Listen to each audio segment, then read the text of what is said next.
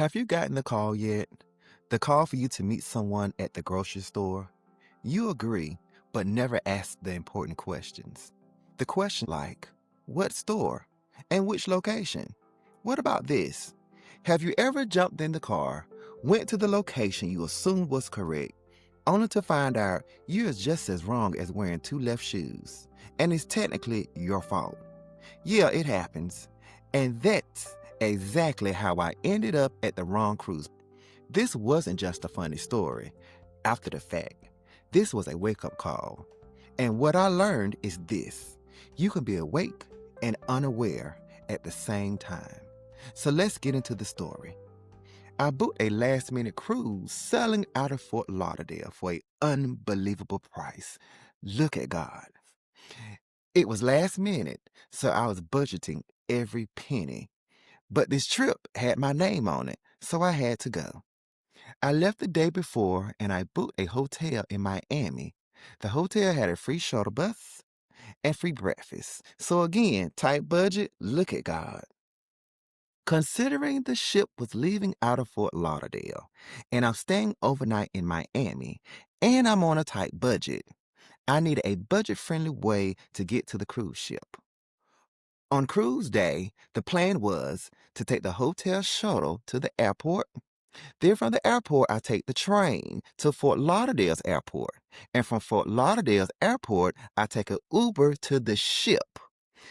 I know that's a lot, but sacrifices have to be made.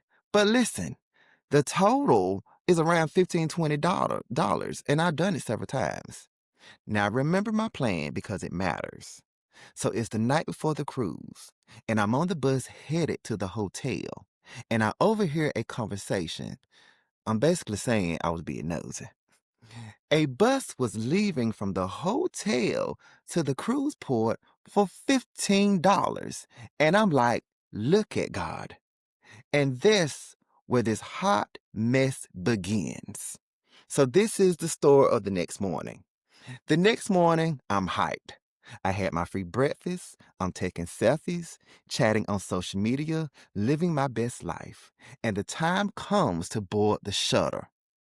The driver says noble. I say celebrity. And I'm out.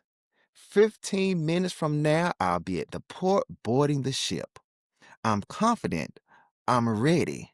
I'm awake. I even posted on the cruise Facebook page. I'm on my way. See you guys soon. But 15 minutes started feeling a little longer. Then it was 20 minutes. Then I started noticing familiar landscape, but not Fort Lauderdale familiar landscaping. I'm telling myself, maybe they're taking a different route to the port, as if the ocean had moved. But I started seeing tall buildings and construction I know so very well. And it hits me. I'm in Miami, not Fort Lauderdale. And I start to panic. Have you ever been so comfortable that you didn't ask one question in the moment and wish you had a reset button or rewind button? So I'm looking out the window in Miami. I'm panicking. I want to yell, stop the bus, but I'm trying not to look stupid. I look too confident for that. I looked like I knew where I was going, but I was headed in the wrong direction. Comfort made me careless, and that is when the wake-up call kicked in. Comfort had made me overlook confirmation. Comfort makes you think confirmation isn't necessary. So I started praying, Lord, do not let this bus go to the celebrity cruise port first. And guess what the first stop was? Carnival. Thank God. Everyone except two people get off. So while the passengers are getting their luggage, I move to the front of the bus and I ask the remaining passengers what ship they were sailing on, hoping and praying they'll say a ship that was leaving from Fort Lauderdale. They look at me and they say, I'm sorry, no English. Now I'm freaking out. The driver gets back on the bus And I tell her I'm at the wrong cruise port. I'm supposed to be in Fort Lauderdale. And she says, that's 45 minutes away.